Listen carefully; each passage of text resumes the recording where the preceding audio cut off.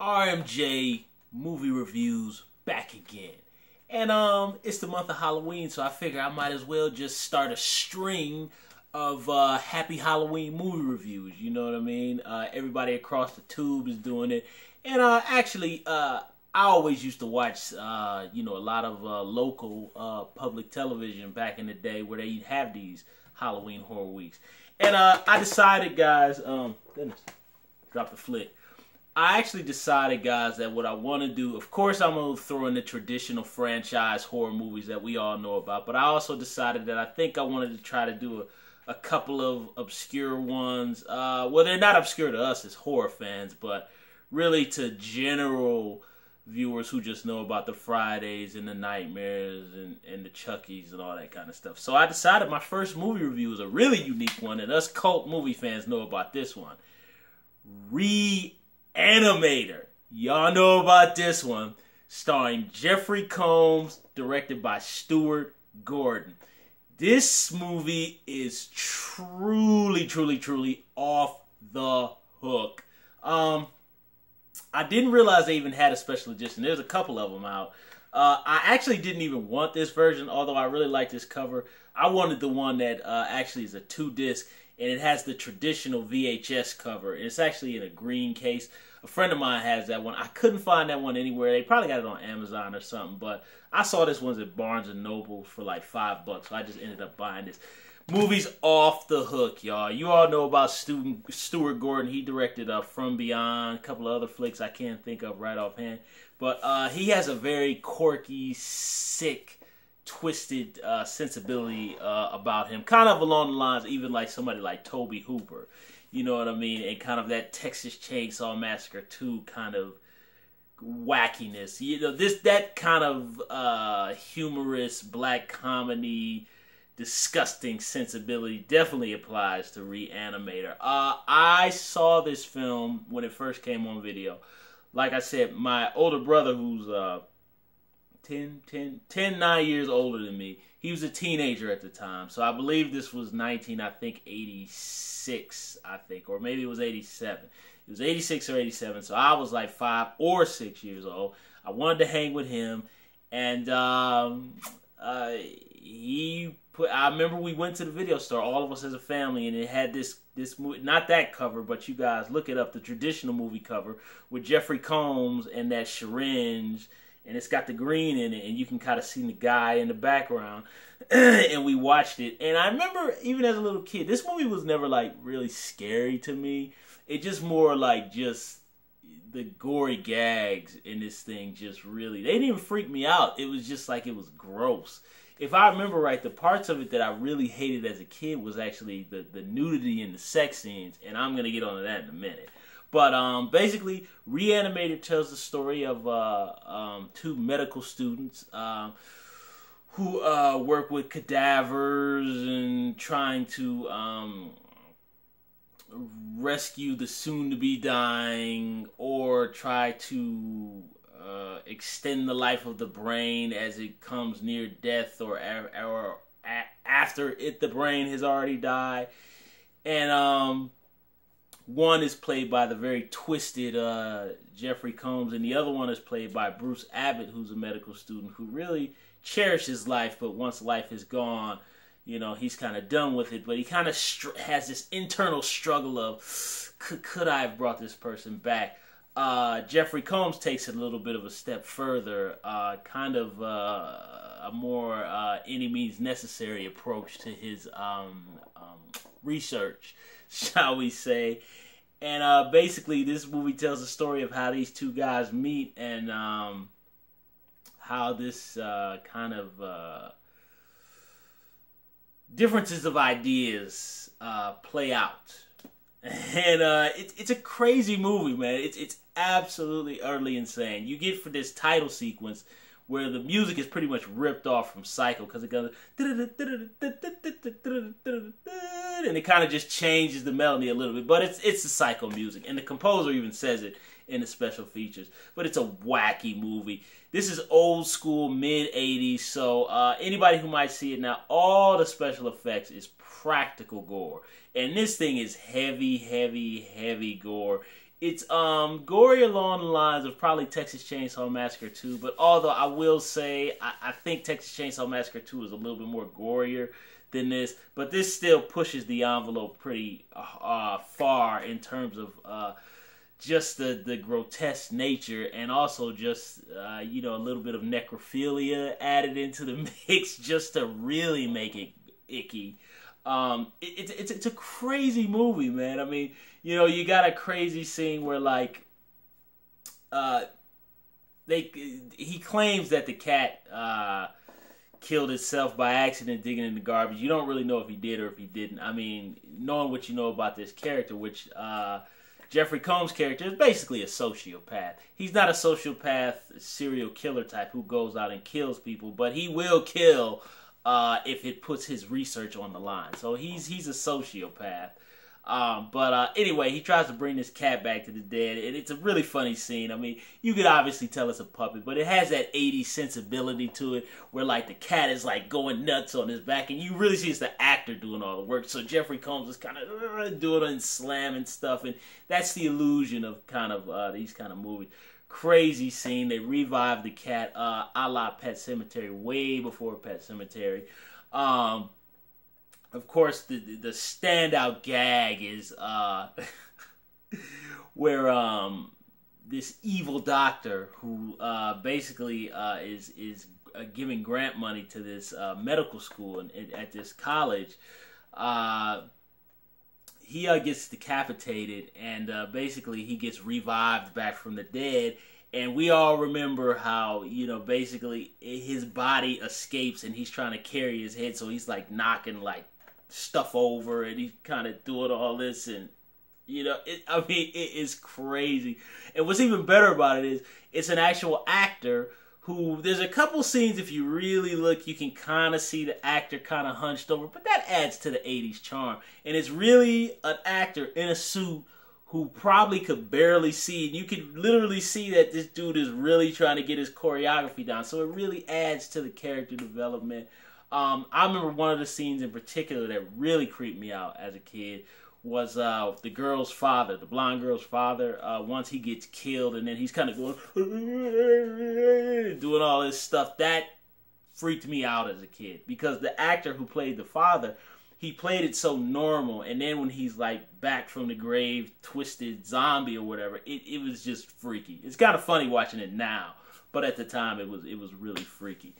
And of course, the standout sexual assault, necrophilia scene, whatever you want to call it, where the decapitated head basically sexually assaults this woman orally.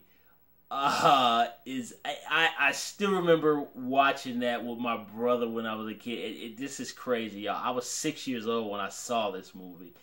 And I remember really hating that scene. I remember I hated it. Now I kind of...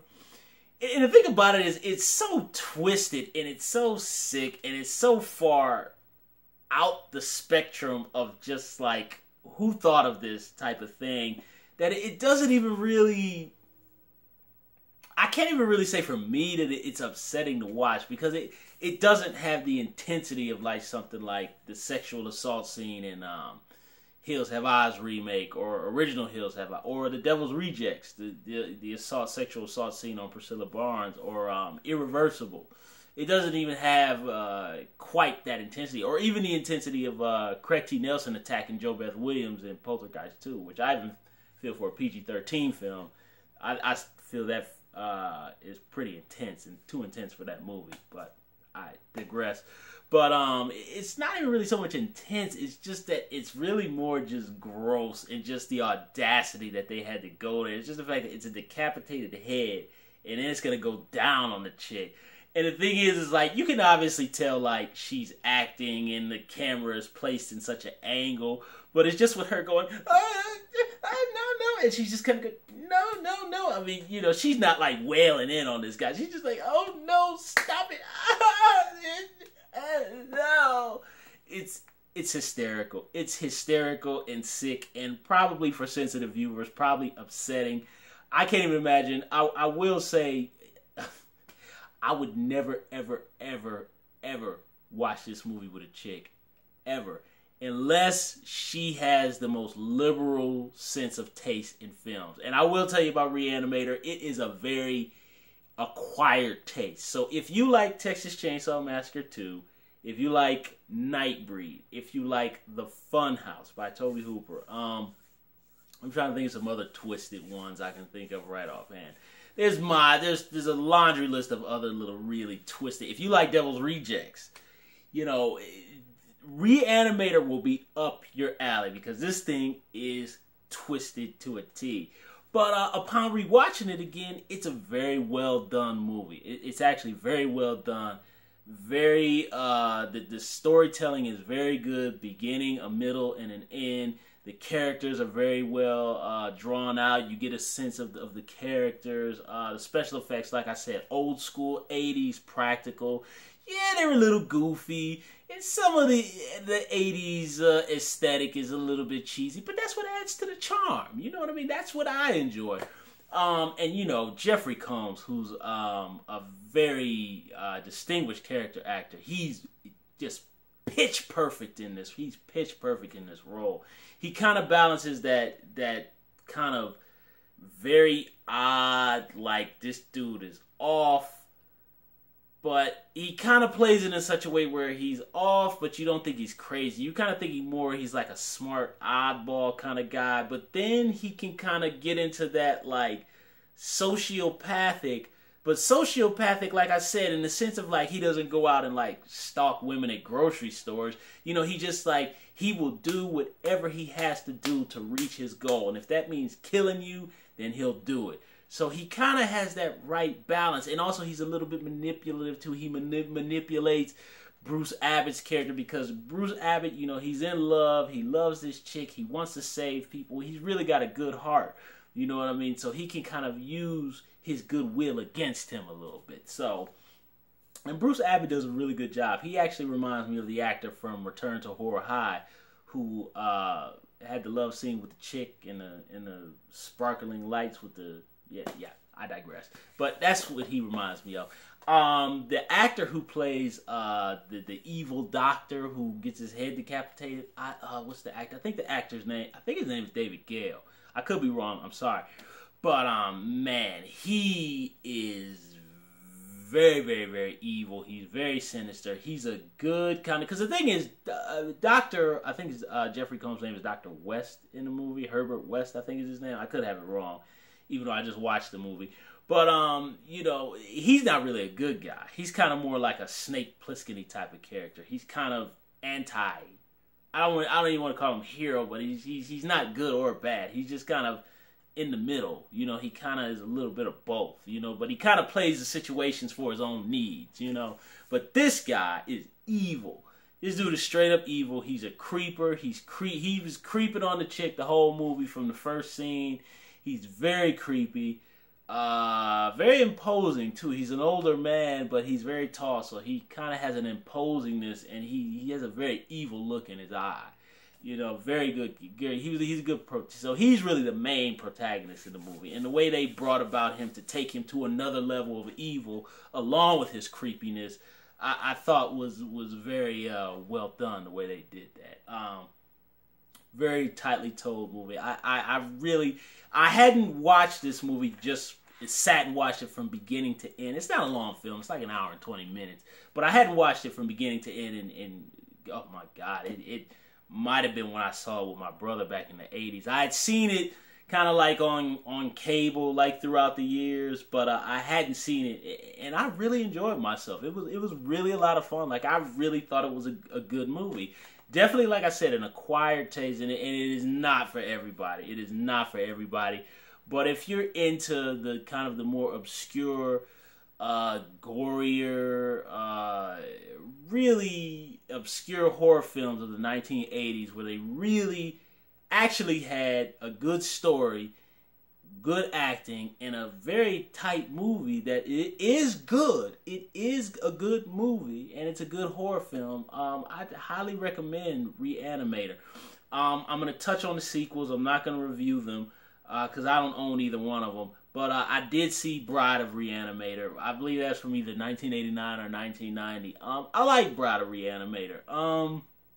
you know, it's a step down from this film.